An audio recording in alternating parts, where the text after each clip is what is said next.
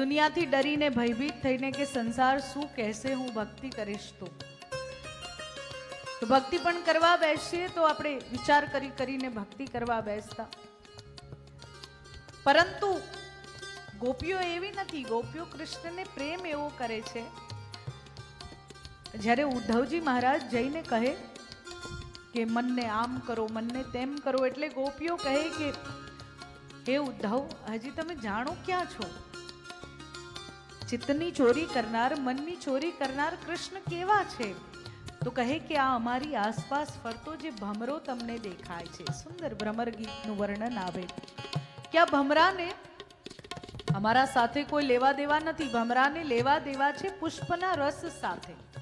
એવી રીતે કૃષ્ણને અમારા સાથે કોઈ લેવા દેવા નથી. કૃષ્ણને લેવા દેવા છે અમારા હૃદય સાથે, મન સાથે, અમારા પ્રેમ સાથે. અને જેમ આ ભમરો પુષ્પનો રસ મળશે એટલે જતો રહેશે, એમ કૃષ્ણ પણ જતા રહેશે.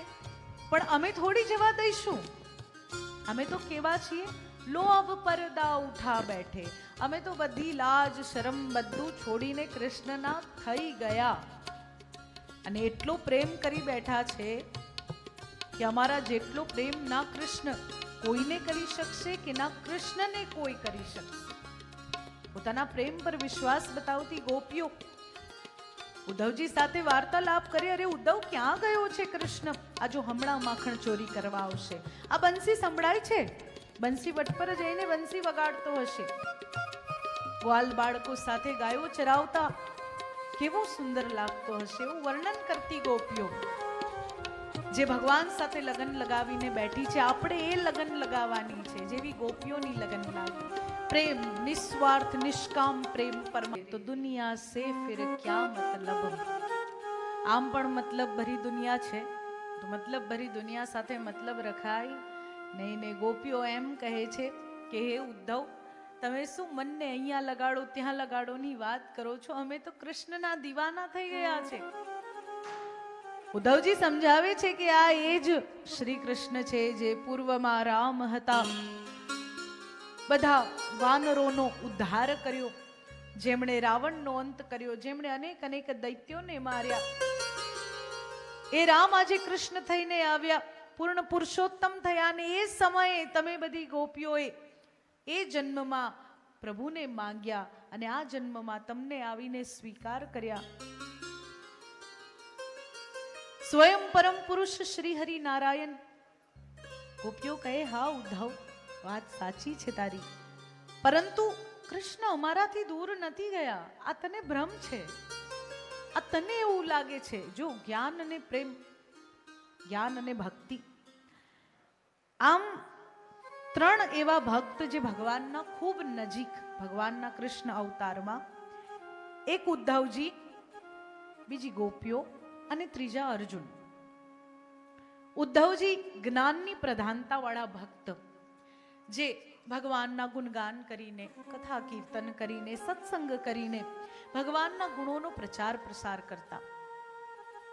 ગોપીઓ જે પ્રેમની પ્રધાનતા વાળી ભક્ત,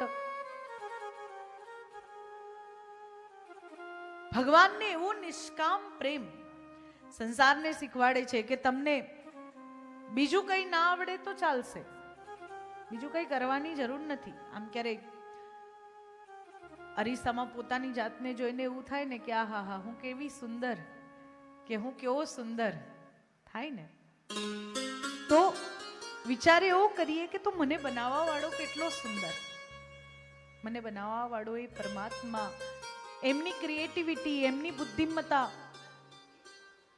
દરેકને અલગ બનાવ્યા છે. કદાચ જુડવા બાળકો હશે ને તો એ જુડવા બાળકોમાં પણ થોડોક ફેર રાખશે, કઈક નિશાની રાખશે, કઈક અલગ.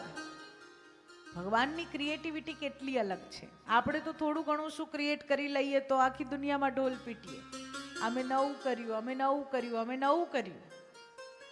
પરંતુ ભગવાન તો રોજ નિત્ય નવું કરે છે, નિત્ય નૂતન. એ પરમાત્મા શ્રી કૃષ્ણની પ્રેમી ભક્ત ગોપીઓ અને કર્મની પ્રધાનતા વાળા ભક્ત એટલે અર્જુન. અર્જુનમાં કર્મની પ્રધાનતા વાળા છે. કલયુગમાં આપણે શું થઈ શકીએ? આપણે અર્જુન થઈ શકીએ. અર્જુને પોતાના કર્મને નથી છોડ્યું. કલયુગમાં આપણે ગોપીઓ પાસેથી ભગવાનને નિષ્કામ પ્રેમ કરવાનું શીખી શકીએ.